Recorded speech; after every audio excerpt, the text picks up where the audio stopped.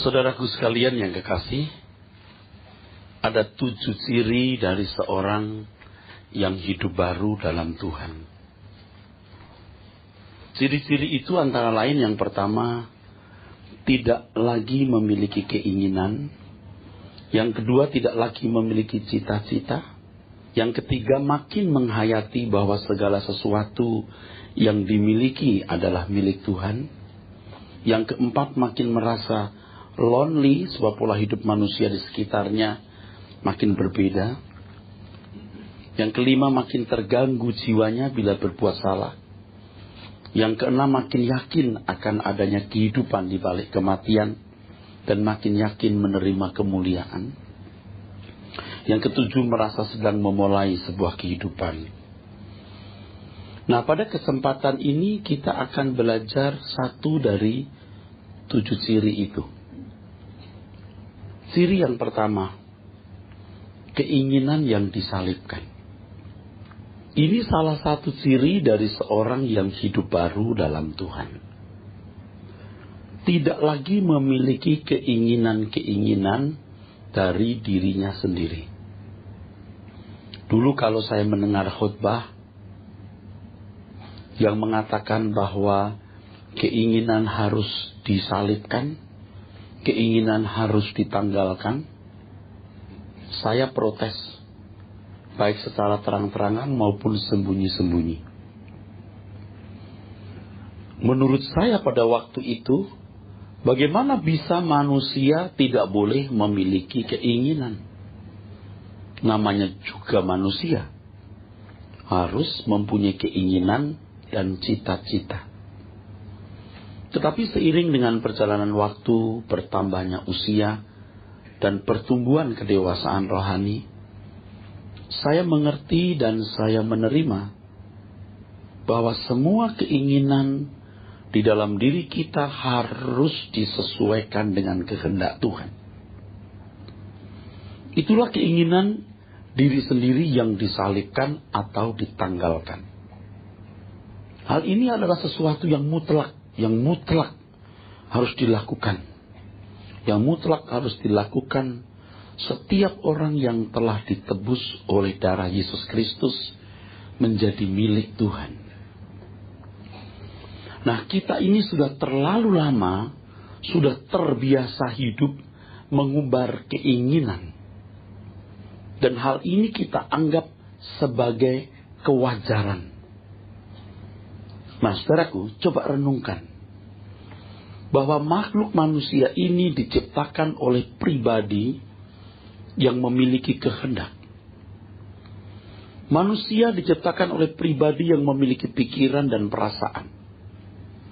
Dan Tuhan yang menciptakan makhluk ini, yang menciptakan manusia, memiliki keterkaitan, selalu kena-mengena. Alkitab mengatakan bahwa Tuhan yang setia, Tuhan yang tidak pernah meninggalkan perbuatan tangannya. Tuhan hadir dalam kehidupan manusia. Apakah kita boleh mengumbar keinginan tanpa mempertimbangkan? Apakah keinginan kita itu sesuai dengan kehendaknya? Sesuai dengan pikirannya? Sesuai dengan perasaannya? Sebab sikap hidup kita, gerak kehendak, gerak pikiran, gerak perasaan kita pasti membangkitkan reaksi hati Tuhan. Dia bukan Tuhan yang meninggalkan kita. Tuhan yang hadir dalam makhluk ciptaan. Nah, saudaraku sekalian, itulah sebabnya perlu kita renungkan dan kita pertimbangkan. Dan ini harus betul-betul mencengkeram jiwa kita. Bahwa Tuhan yang menciptakan kita, Tuhan atau pribadi yang memiliki kehendak. Memiliki pikiran dan memiliki perasaan. Seluruh tindakan kita tidak mungkin lepas dari Dia. Pasti kena-mengena dengan Dia. Saudaraku, sebelum kita bertobat, sebelum kita sungguh-sungguh mau mengiring Tuhan Yesus, kita masih memiliki diri kita sendiri.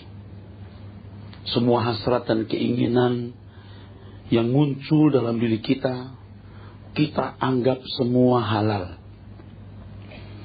Keinginan kita sendiri kok, toh tidak menyakitkan orang lain, toh tidak merugikan sesama.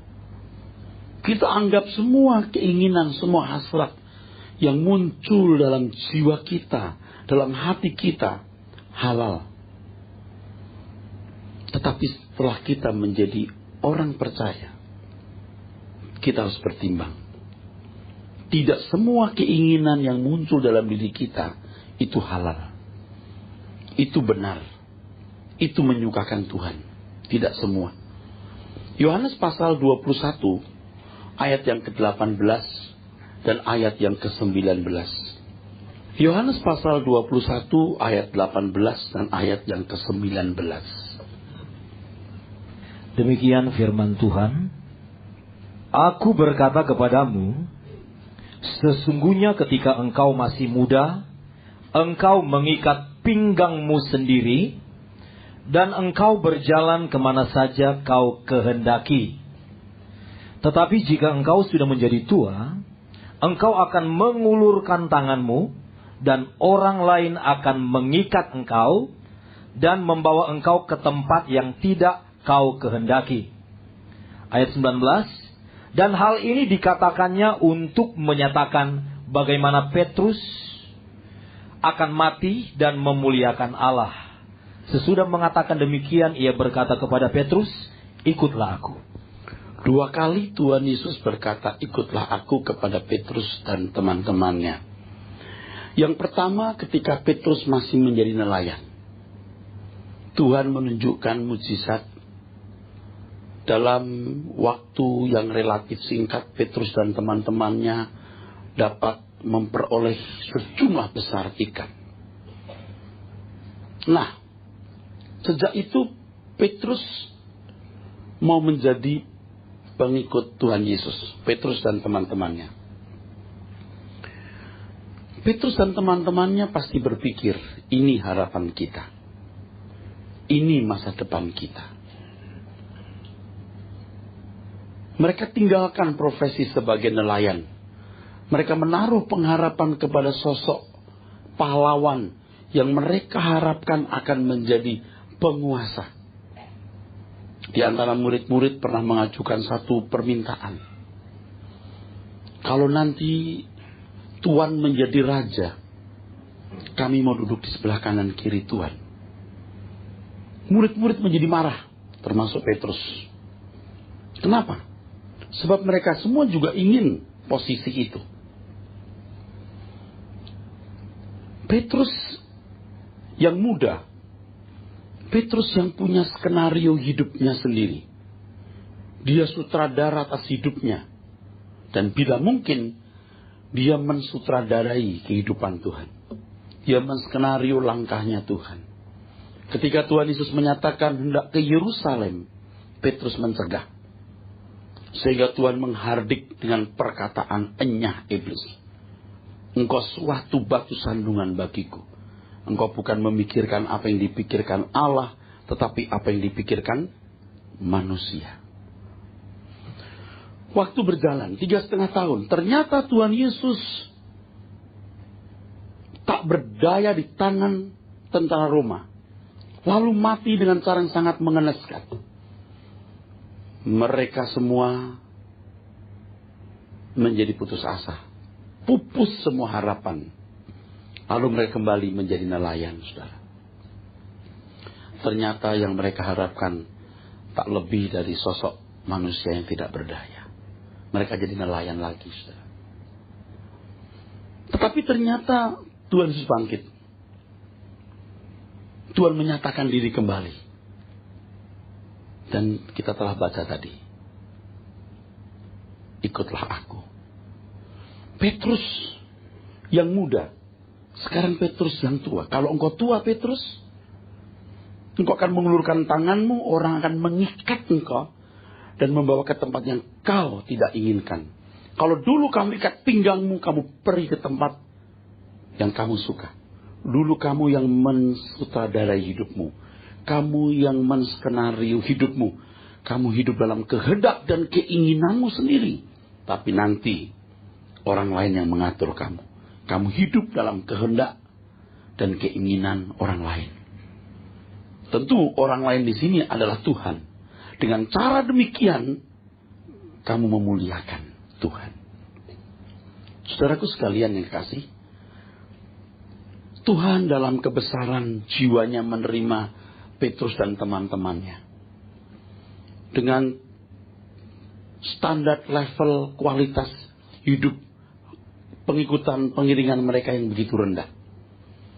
Tetapi Tuhan menghendaki mereka tidak tetap tinggal dalam standar hidup, dalam kualitas pengiringan yang rendah itu. Ini Petrus muda yang hidup dalam keinginan dan kehendaknya sendiri. Tuhan menghendaki kita menjadi orang-orang Kristen yang bisa memuliakan Tuhan. Bisa memuliakan Tuhan. Bukan dengan nyanyian, bukan dengan puji-pujian, tapi dengan kehidupan yang ditaklukkan, saudaraku. Dengan keinginan yang ditanggalkan, keinginan yang disalibkan. Dan inilah perwujudan doa Bapa kami yang diajarkan Tuhan Yesus di Matius 6 ayat 10. Datanglah kerajaan-Mu, jadilah kehendak-Mu di bumi seperti di surga. Jadilah kehendak-Mu di bumi seperti di surga. Di surga, kehendak Tuhan itu berdaulat, penuh, total submission. Seluruh penduduk surga hidup dalam kedaulatan Tuhan penuh. Dan anak-anak Tuhan yang diajar Tuhan Yesus doa Bapa kami ini hidup dalam kedaulatan Tuhan penuh. Seperti yang diteladankan Tuhan Yesus ketika Tuhan hendak memasuki penderitaan yang begitu hebat. Tuhan Yesus sempat berkata, jika boleh cawan ini lalu daripadaku. Tetapi kemudian Tuhan menutup doanya dengan kalimat, bukan kehendakku yang jadi, tetapi kehendak-Mu lah. Dalam kehidupan kita, saudaraku, kehendak Tuhan haruslah berdaulat secara penuh. Dan kita memberi diri tunduk kepada kedaulatan dan otoritasnya secara penuh. Inilah yang disebut sebagai total submission. Kalau kita punya pegawai, saudara, gaji yang kita berikan kepadanya cukup untuk makan 1 bulan. Harus total submission. Kalau kita perintahkan lakukan A, tidak boleh A1, apalagi B. Kita perintahkan C, tidak boleh C3, harus C, apalagi F. Total.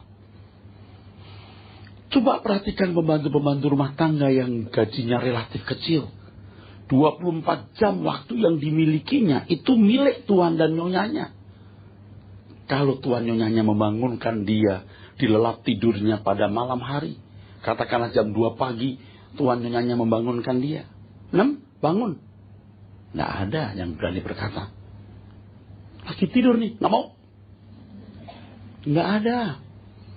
Iyanya. Mau masuk kamar mandi pun nggak jadi masuk gara-gara dipanggil. Total submission. Untuk gaji yang relatif kecil. Nah sekarang Tuhan telah membeli kita dengan darah yang mahal. Kita menjadi miliknya dan dia menjanjikan kehidupan yang tak berakhir di kekekalan di kerajaan Bapa di surga. Kalau kita tidak total submission, benar-benar kita tidak tahu diri.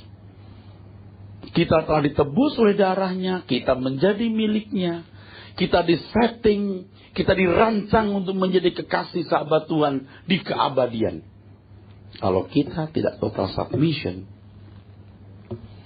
nggak tahu diri. Untuk total submission, seseorang harus berani menanggalkan segala keinginan dari diri sendiri. Saudaraku sekalian, cepat atau lambat, kita akan tiba pada satu saat di mana kita dipaksa untuk menanggalkan segala keinginan. Cepat atau lambat. Kapan?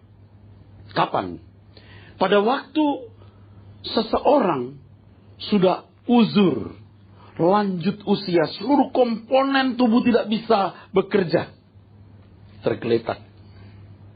Nah, pada saat itu banyak orang tua yang berkata, relakan saya pergi. Tak ada yang diinginkan kecuali kematian. Pada waktu orang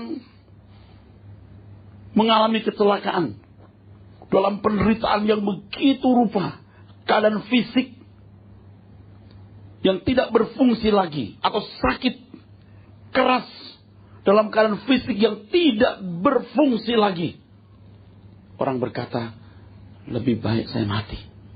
Atau seperti gempa yang terjadi hari-hari ini, seorang tertimpa satu pilar beton besar, bagian pinggang ke bawah sudah mati rasa.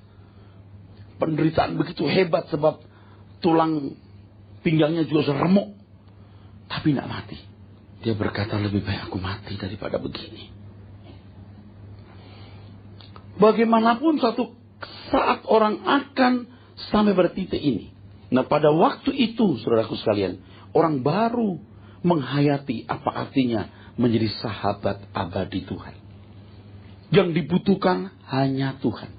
Saat seperti itulah bahwa kita baru menyadari bahwa mamon yang tidak jujur itu benar-benar menipu. Yang telah menjadi alat iblis membinasakan. Ternyata semua keindahan itu fata morgana. Ketika orang dipaksa untuk menanggalkan segala keinginan. Nah, pada saat seperti itu baru orang menyadari bahwa yang dibutuhkan itu Tuhan sebagai sahabat abadi. Hari ini, saudaraku sekalian, batas antara atau perbedaan antara orang yang menjadikan Tuhan sebagai sahabat abadi dengan menggunakan mamon atau kekayaan dunia sebagai alatnya, sebagai alat untuk bersahabat dengan Tuhan, menjadikan kekayaan dunia sebagai teman sementara untuk bersahabat dengan Tuhan, dengan orang yang bersahabat dengan dunia, menjadikan Tuhan sebagai alat atau teman sementara untuk bersahabat dengan dunia. Ini batasnya tipis dan hampir tidak kelihatan. Gereja yang menggiring umat, gereja yang mengajar umat bersahabat dengan mamon, dengan dunia, dan menggunakan Tuhan sebagai teman sementara dan alatnya. Dengan gereja yang menggiring umat, mengajar umat, saudaraku sekalian, bersahabat dengan dunia, menjadikan Tuhan sebagai alatnya, itu tipis. Jadi yang bersahabat dengan mamon, menggunakan Tuhan sebagai alatnya, ya, dan bersahabat dengan Tuhan dan menjadikan dunia sebagai alatnya, itu tipis. Yang bersahabat dengan Tuhan, menggunakan mamon sebagai alatnya, dan bersahabat dengan dunia, menjadikan Tuhan sebagai alatnya, batasnya tipis. Batasnya tipis. So, dua-duanya ke gereja. Gereja ini sama-sama menjalankan pelayanannya. Dan yang paling celaka, jemaat tidak mengerti dia sedang digiring kemana. Dua-duanya memuji Tuhan. Dua-duanya sama-sama merasa membutuhkan Tuhan. Yang satu butuh sebagai sahabat abadi, yang lain butuh Tuhan sebagai alat atau teman sementara untuk meraih dunia. Nah, saudara periksa diri saudara masing-masing. Selama ini kita ke gereja, apakah karena kita mau bersahabat dengan Tuhan, menggunakan mamon sebagai teman sementara atau alat? Atau saudara bersahabat dengan dunia, menggunakan Tuhan sebagai alat atau teman sementara? Nah, saudaraku sekalian, sebelum saudaraku kita ada dalam kondisi seperti itu, ya, kalau selama ini kita hidup menjadikan Tuhan sebagai alat semata-mata, mari kita bertobat. Kalau selama hidup tidak menjadikan Tuhan sebagai sahabat abadi, maka saat seperti itu pasti sudah terlambat ketika orang bertobat. Kalau orang tidak mengenal Tuhan Yesus sama sekali, di ujung maut kita beritakan Injil, lalu pikirannya terbuka dan berkata, aku percaya, kemungkinan dia masih selamat. Tetapi kalau saudara sebagai anak Tuhan, saudara sebagai orang Kristen, melewati tahun-tahun panjang sebagai orang Kristen, mendengar kebenaran, mengerti kebenaran, tapi saudara tidak melakukan kebenaran itu, di ujung maut, saudara berkata, Tuhan, aku merasa bersalah, aku bertobat. Logikanya orang seperti ini tidak selamat. Dia sudah kurang ajar kepada Tuhan. Lalu ketika dia menyadari yang dibutuhkan sahabat abadi adalah Tuhan, dan dia mau berbalik, orang-orang seperti ini telah melecehkan Tuhan. Dalam Ibrani 12 ayat 16-17, kita membaca kisah mengenai Esau yang menukar hak kesulungannya dengan semangkok makanan. Keinginan sesaat untuk makan makanan, sepiring makanan, dia melepaskan hak kesulungannya. Ibrani 12 ayat 16-17. Demikian firman Tuhan. Janganlah ada orang yang menjadi cabul atau yang mempunyai nafsu yang rendah seperti Esau, yang menjual hak kesulungannya untuk sepiring makanan. Ayat 17. Sebab kamu tahu bahwa kemudian ketika ia hendak menerima berkat itu, ia ditolak. Sebab ia tidak beroleh kesempatan untuk memperbaiki kesalahannya, sekalipun ia mencarinya dengan mencucurkan air mata. Barangkali Bapak Ibu harus merenungkan kembali kisah Esau dan Yakub ini. Jadi Esau ketika pulang dari berburu, dalam keadaan yang letih, capek dan lapar, ia mencium bau masakan. Itu yang dikisahkan dalam kitab Kejadian. Ternyata adiknya Yakub sedang masak.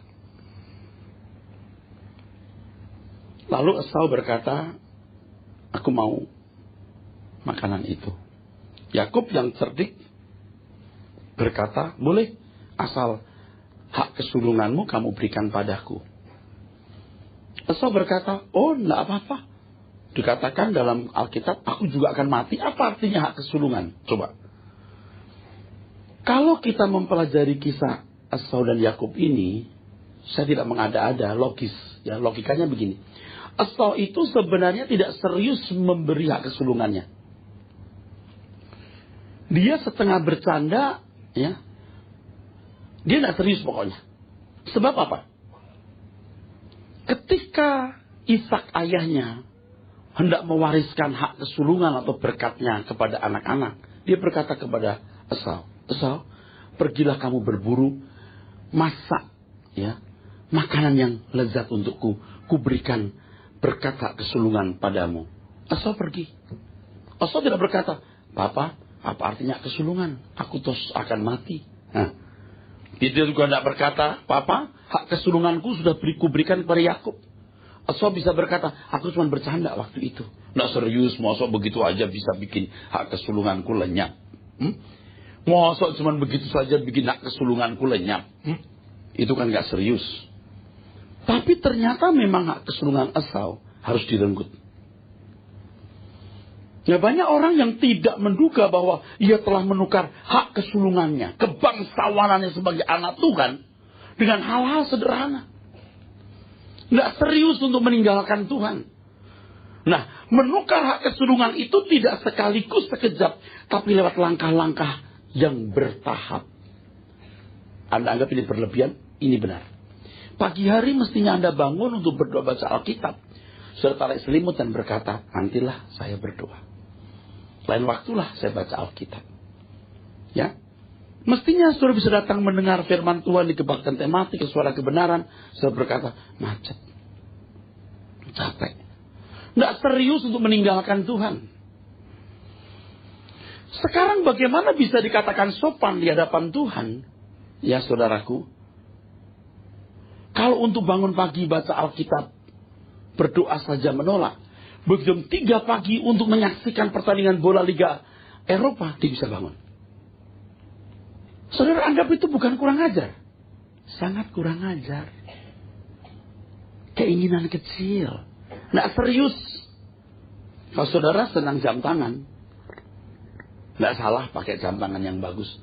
Tapi kalau sampai koleksi jam tangan, padahal Anda bukan tukang jam, nggak salah kan, nggak merugikan orang lain. Dulu kita mengumbar keinginan dengan satu filosofi, tidak merusak orang lain, tidak merugikan sesama. Benarkah itu? Saudara anak Tuhan loh.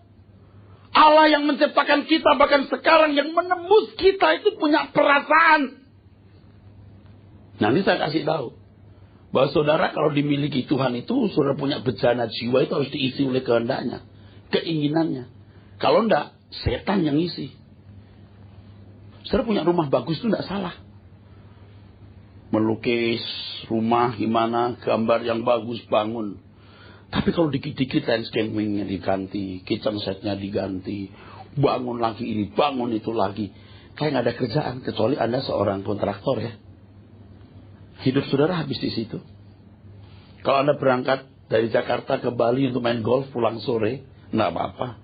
Lobi pejabat, lobi teman bisnis, olahraga. Tapi kalau main golf menjadi ikatan, harus mesti main.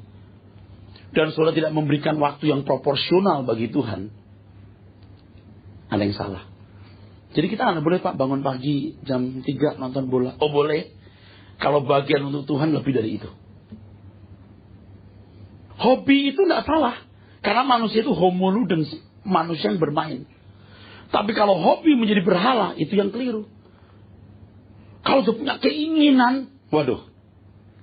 Kalau sudah punya keinginan, dia uber itu, sesuatu yang diinginkan itu. Waktu, tenaga, uang pun nggak diperhitungkan. Nah ini orang yang menukar hak kesulungannya dengan apa? Sepiring makanan. Tidak bermaksud mau mengkhianati Tuhan. Tapi langkah-langkah hidup itu menunjukkan yang saudara memang tidak menghormati Tuhan. Jadi sebelum kita ada dalam situasi di mana segala keinginan harus ditanggalkan, kita belajar memiliki filosofi hidup seperti yang Tuhan Yesus ucapkan. Makananku melakukan kehendak Bapa dan menyelesaikan pekerjaannya. 1 Yohanes 2:6 mengatakan barang siapa yang mengaku tinggal dalam dia, wajib hidup seperti dia hidup. Dan Tuhan Yesus menjadi yang sulung di antara banyak saudara. Artinya bahwa dia sebagai teladan atau memulai dan kita bisa mengikutinya. Menanggalkan keinginan bukan berarti tidak memiliki keinginan. Keinginan atau kehendak Tuhanlah yang menguasai hidup kita. Dalam hidup ini kita hanya mau melakukan kehendak Tuhan. Dan orang yang berhasrat melakukan kehendak Tuhan akan diberi kepekaan untuk mengerti apa yang dikehendakinya. Nah dalam hal ini saudara harus mengerti. Ada keinginan-keinginan natural yang Tuhan berikan. Dan ini tidak perlu dimatikan. Tidak perlu dimatikan. Kecuali untuk waktu-waktu tertentu. Makan, minum, itu keinginan. Dan itu natural.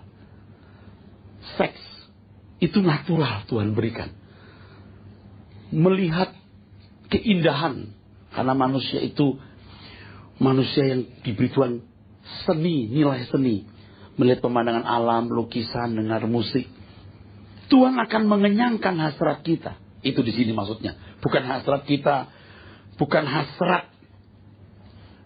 hasrat yang bertangan kepada Allah. Di sini kita pasti punya hasrat di sini, dan Tuhan akan kenyangkan hasrat kita di sini. Tetapi ada hal-hal yang Tuhan tidak kehendaki, yang ini tidak boleh kita lakukan.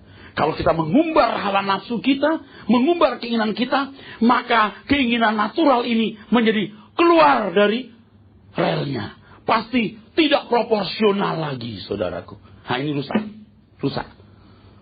Nah di sini kita belajar keinginan yang tidak sesuai dengan kehendak Allah harus ditanggalkan. Maka keinginan-keinginan natural kita akan proporsional. Saudara mengerti maksud saya? Menanggalkan keinginan bukan berarti tidak punya keinginan. Namanya juga manusia punya keinginan. Amin. Nah keinginan kita itu harus disesuaikan dengan kehendak Allah. Ibarat satu mangkok, biar Tuhan isi dengan kehendaknya. Soal kita, yang penting asal ada makanan pakaian, cukup. Di sini maksudnya. Jadi keinginan-keinginan natural kita itu, saudaraku, tidak perlu dimatikan. Jadi tidak perlu saudara minder dengan orang yang bisa jadi petapa, tidak makan, tidak minum. Makan minum itu Tuhan yang kasih. Keinginan makan minum Tuhan yang kasih. Seks itu Tuhan yang kasih. Nikmati kalau Tuhan berikan. Ya. Jangan merasa minder ngadepin orang yang, waduh dia berani gak menikah. Kalau dia tidak menikah karena Tuhan, betul. Tapi kalau dia tidak menikah karena maunya sendiri, goblok. Bodoh. Karena seks itu bu indah. Dulu saya pikir seks itu enak. Kawin itu enak. Ternyata memang enak sekali. Tuhan yang ciptakan mana gak enak sih? Lidah kita bisa menikmati makan itu enak. Anda duduk, Anda lihat harmoni warna antara laut pegunungan, indah. Birunya laut itu indah. Angin laut di sore hari itu enak, duduk minum kopi atau kelapa muda dengan teman-teman, indah. Tuhan ciptakan. Dengan keluarga di pinggir pantai sambil nyanyi, itu indah. Dan Tuhan akan kenyangkan hasratmu di sini. Tapi jangan serakah. Sudah bisa pergi setahun 3 kali, 4 kali. Ini mau setahun 20 kali. You kerja di travel apa? Ini yang salah. Tidak pada proporsinya. Ya, oleh sebab itu, lain waktu harus dibahas mengenai bagaimana yang natural ini dinikmati semaksimal mungkin. Ya saudaraku. Dengan menanggalkan semua yang tidak sesuai kehendak Tuhan. Tuhan tidak akan memberikan barang yang kudus kepada anjing dan tidak akan melemparkan mutiara kepada babi. Ada orang berkata, Pak, soal keinginan natural, saya setuju lah. Tapi soal keinginan sesuai dengan kehendak Tuhan, aduh abstrak ya Pak. Abstrak dan absurd. Kenapa? Saya nggak ngerti tuh Pak. Kehendak Tuhan dalam hidup saya itu apa itu? Nggak ngerti Pak. Lagi pula Tuhan nggak kasih tahu apa-apa tuh. Saudara, Tuhan tidak akan memberikan kehendaknya kepada saudara kalau saudara memang tidak berhasrat mengertinya, apalagi memang tidak punya api untuk melakukannya. Barang yang kudus tidak untuk anjing dan mutiara tidak untuk babi. Banyak orang merasa tidak perlu melakukan kehendak Tuhan sebab tidak mengerti dan tidak merasa Tuhan memberitahu kepadanya.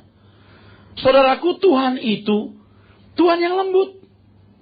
Tuhan tidak pernah memaksa orang mengerti kehendaknya. Dan Tuhan tidak memaksa kita melakukan kehendaknya. Matius 5 ayat yang ke-6. Berbahagialah orang yang haus dan lapar akan kebenaran, karena mereka akan dipuaskan. Saya mau tanya, seberapa besar api dalam diri saudara untuk mengerti kehendak Tuhan dan melakukan kehendak Tuhan? Beberapa waktu ini ketika gempa melanda Sumatera, Padang, Tanah Minang, terus terang saya mengikuti terus. Ada keluarga yang baru datang dari Padang karena keluarga besarnya di Padang, berangkat pagi pulang sore, charter pesawat. Keluarga besar. Di sana tidak ada hotel. Tidak ada orang jual makan. Baik lagi makan di Jakarta. Saya duduk. Saya ngobrol sampai jauh malam mendengar berita tentang Padang. Saya ikuti. Sudah berapa? Dari 75. Dari 200. Naik lagi. Naik lagi. Pengen tahunya itu begitu. Ya kan? Terus. Ketika penangkapan teroris. Kita ikutin lagi. Bener gak ini teroris yang dicari-cari, ya kan? Dan saya kira banyak orang begitu. Kenapa saudara tidak memburu berita dari Tuhan seperti itu? Saudara jangan pura-pura tidak tahu saya ngomong apa ini. Untuk hal yang lain kita kejar. Untuk hal yang lain kita buru. Tapi untuk mengerti kehendak Tuhan kita tidak lakukan sama sekali. Kita pikir Tuhan itu entah berantah di mana gitu loh. Padahal dia Tuhan yang hadir dalam hidup kita. Kenapa kita nggak serius bangun pagi dulu diam? Coba lihat orang-orang yang tadi wahyu, tadi wangsit. Tidur di kuburan. Mau dapat sesuatu. Bisa berhari-hari di situ. Saudara nggak usah ke kuburan. Di rumah. Nggak usah berjam-jam. 30 menit every day. Temukan Tuhan. Baca renungan harian yang baik. Baca truth. Dengar khotbah. Datang suara kebenaran. Ya tidak tiap hari mesti ke gereja ya. Rumah tangga harus urus dengan baik. Saudara akan pasti dibuat Tuhan peka. Kalau seseorang tidak bersedia, tidak mau mengerti kehendak Tuhan, dan tidak punya api melakukan kehendak Tuhan, dia akan ngerti. Saya baru baca buku seorang filsuf ateis dari Prancis. Dia menulis mengenai spiritualitas tanpa Tuhan. Saya pengen tahu macam apa orang ini. Dia tidak mengalami Tuhan bagaimana dia berteori. Dia mengatakan Tuhan tidak ada dengan berbagai argumentasinya. Saya cuma mau tanya, coba buktikan kalau Tuhan nggak ada. Kalau you suruh saya membuktikan bahwa Tuhan itu ada, sorry ya. Tuhan bukan oknum yang murahan. Tuhan tidak jual murah. Orang yang haus dan lapar akan kebenaran akan mengalami dia. Tapi kalau orang tidak menghormati dia, tidak haus akan dia, jangan harap dapat apa-apa. Kalau you pakai saya membuktikan Tuhan ada, saya nggak akan lakukan. Terlalu agung Tuhan untuk dibuktikan. Tapi saya mau balas tanya, coba buktikan bahwa Tuhan itu tidak ada. Nah sekarang kalau saudara ditanya, buktikan Allah itu ada. Saya mau jawab apa? Kalau saudara mengalami Tuhan, saudara akan berkata, aku telah membuktikannya dan aku tidak perlu memberitahukan kepadamu, sebab kamu harus membuktikannya sendiri. Dengan kesediaan menanggalkan segala keinginan bukan berarti kemanusiaan kita hilang. Kita sadar bahwa kita tidak pernah menjadi siapa-siapa. Kita tetap manusia dengan segala unsur kemanusiaan yang lengkap dan tidak akan lenyap. Dalam hal ini Tuhan akan mengizinkan kita menikmati kesenangan-kesenangan sebagai manusia dengan berkat-berkat yang Tuhan sediakan bagi kita. Ada lagu yang mengatakan itu, dia penuhi hasratku. Ada kan kalimatnya, dia penuhi hasratku. Saya takut kalau orang tidak mengenal kebenaran, maksudnya hasrat itu cita-citanya, keinginannya rusak. Itu rusak. Hasrat di sini adalah hasrat-hasrat natural yang tidak bertentangan dengan kehendak Tuhan. Saudaraku sekalian, jadi satu pihak kita melakukan segala sesuatu yang dikehendaki oleh Tuhan. Tapi pihak lain, sisi lain, kita tetap menjadi manusia dengan menikmati segala kesenangan yang Tuhan berikan. Orang yang melakukan kehendak Tuhan akan dikenyangkan Tuhan dengan sukacita, kesenangan tanpa berbuat salah dalam menikmati kesenangan itu. Orang yang bersedia melakukan kehendak Tuhan akan dibuat Tuhan menikmati kesenangan-kesenangan atau dikenyangkan Tuhan dengan sukacita dan kesenangan-kesenangan tanpa berbuat salah dan memberhalakan kesenangan-kesenangan tersebut. Tapi kalau orang tidak bersedia melakukan kehendak Allah, maka semua kesenangannya pasti jadi berhala buat dia. Kalau orang menjadikan Tuhan sebagai kesenangannya, kesukaannya, maka segala sesuatu menjadi memuaskan. Kalau kita minum secangkir coklat hangat, menjadi nikmat, manisnya jadi begitu menggigit, begitu nyaman. Kenapa? Karena ada kesenangan dan coklat yang lebih enak dari secangkir coklat hangat itu, yaitu Tuhan, coklat di atas segala coklat. Tetapi kalau coklat hangat itu hanya satu-satunya yang nikmat, cuman sampai di situ, tidak menjadi indah, tidak menyengat kenikmatannya. Kalau orang menjadikan Tuhan kesukaan, maka semua menjadi kesenangan. Suami-suami, kalau Tuhan jadi kesukaan kita, karena kita bersedia melakukan kehendaknya, maka Tuhan akan kenyangkan kita. Istri yang gemuk seperti Doraemon pun tetap menyenangkan, memuaskan, saudaraku. Mungkin tidak semulus sekretaris di kantor, tetapi istri yang mulai keriput ini, yang tulang pipinya sudah menonjol, tetap menjadi nikmat karena sukacita kita di dalam Tuhan. Tapi kalau Tuhan tidak menjadi kesukaannya, sudah punya 30 merek jam tangan yang mewah pun akan merasa kurang. Nanti kalau jalan-jalan masih geratak cari jam tangan lagi. Bukan tidak boleh beli jam tangan baru, silakan. Tapi kalau itu jadi berhala, saudara, Anda nggak pernah puas dengan satu merek jam. Anda terus udah punya 30 merek pun akan cari merek yang lain. Hidup hanya untuk itu, kasihan. Orang yang mau melakukan keinginan-keinginan Tuhan adalah orang-orang yang menjadikan Tuhan kesukaannya. Saya ulangi, orang yang bersedia melakukan kehendak Tuhan adalah orang yang menjadikan Tuhan kesukaannya. Atau orang tidak akan dapat melakukan kehendak Tuhan dengan benar kalau tidak menjadikan Tuhan sumber kebahagiaannya. Saya ulangi. Orang yang bersedia melakukan keinginan Tuhan, orang yang pasti menjadikan Tuhan kesukaannya. Orang tidak akan melakukan keinginan Tuhan secara benar kalau tidak menjadikan Tuhan kesukaannya. Contohnya begini. Kalau seorang pria, katakanlah namanya Rudolf, mencintai seorang wanita, katakanlah namanya Ling.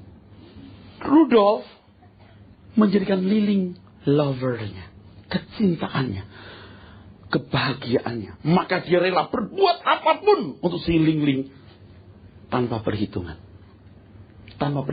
Apapun dia lakukan karena dia sukacitanya, dia kebahagiaannya, tanpa perhitungan sama sekali.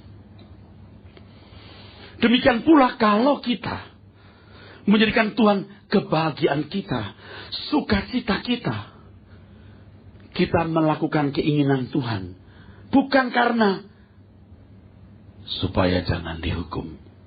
Melakukan keinginannya bukan karena memang begitu peraturannya. Melakukan keinginan Tuhan bukan supaya diberkati. Tidak. Karena aku ingin membahagiakan dia. Nah, untuk itu saudaraku sekalian, orang harus mengenal kebenaran. Dengan orang mengenal kebenaran firman, orang bisa menjadikan Tuhan itu sebagai kesukaannya. Dengan orang menjadikan Tuhan kesukaannya, orang baru bisa melakukan keinginan Tuhan dengan sikap hati yang benar. Nah, sekarang, bagaimana orang memuliakan Tuhan sementara dia tidak mengenal dia dengan baik? Tuhan bukan sumber kesukaannya. Orang bisa berkata, terpuji Tuhan, haleluya, engkau segalanya bagiku. Boleh mulutmu ngomong begitu. Tapi saya mau tanya, apakah sungguh-sungguh tidak kau jadikan sahabat abadi? Atau kau jadikan teman sementara atau alat untuk meraih dunia? Kalau orang pergi ke tempat keramat, mau dapat berkah, apakah jodoh, apakah usahanya sukses, karirnya berhasil, dia tidak perlu kenal siapa setan di situ. Tidak perlu mengenali siapa setan di situ. Yang penting ayam hitam. Ayam yang kulitnya hitam, bulunya hitam, matanya hitam. Ini kan picek. Maaf, ayam picek. Ayam hitam yang kulitnya hitam, bulunya hitam, matanya hitam. Kasih ayam, ya kan? Udah, berkah diberikan. Jangan begitu kepada Tuhan. Dan itu terjadi pemalsuan yang luar biasa di gereja. Mari kita memuji Tuhan, saudaraku. Tuhan senang dipuji-puji. Kalau kita memuji Tuhan, hadiratnya turun. Ekonomi dipulihkan, kesembuhan terjadi. Ngerti tak? Dia pikir Tuhan gila hormat seperti dukun atau setan yang membutuhkan ayam hitam. Memuliakan Tuhan bukan hanya dengan nyanyian. Ketika engkau mengerti kehendaknya, engkau seperti Petrus tua yang diikat dibawa ke tempat yang dia tidak suka. Dengan cara begitu dia memuliakan Tuhan. Saudara ngerti nggak, tanpa sadar banyak orang Kristen diajari itu seperti permainan dukun itu. Nggak perlu kenal Tuhan. Kesaksian pribadi saja. Mesti Alkitab ini yang digali supaya orang mengerti kebenaran. Ini digantikan dengan ayo kita memuji-muji Tuhan. Kalau kita memuji-muji Tuhan, kita menari-nari, kita lompat-lompat, hati Tuhan disenangkan, lalu Tuhan akan memberkati kita. Ayam hitam itu. Bagaimana orang bisa mengenal Tuhan, lalu menjadikan Tuhan kesukaan kebahagiaannya? Bagaimana bisa kalau orang hanya diajar demikian? Akhirnya orang, kalaupun mau melakukan keinginan Tuhan, dasarnya salah. Dan biasanya orang-orang seperti ini tidak akan mengerti keinginan Tuhan itu apa. Kita masih punya PR banyak, saudara. PR-nya masih banyak. PR-nya kita masih banyak. Waktu, komitmen, dan tindakan. Ingat ini. Waktu, komitmen, dan tindakan. Waktu kita singkat. Hargai waktu setiap hari yang Tuhan berikan. Perbaharui komitmen saudara. Aku mau mengasihi Tuhan. Aku mau melakukan kehendaknya. 3 aksi. Buka Alkitab, baca, dengar firman, dan seterusnya. Maka saudara akan menjadi orang-orang Kristen. Anak-anak Tuhan yang berkenan di hadapannya. Amin.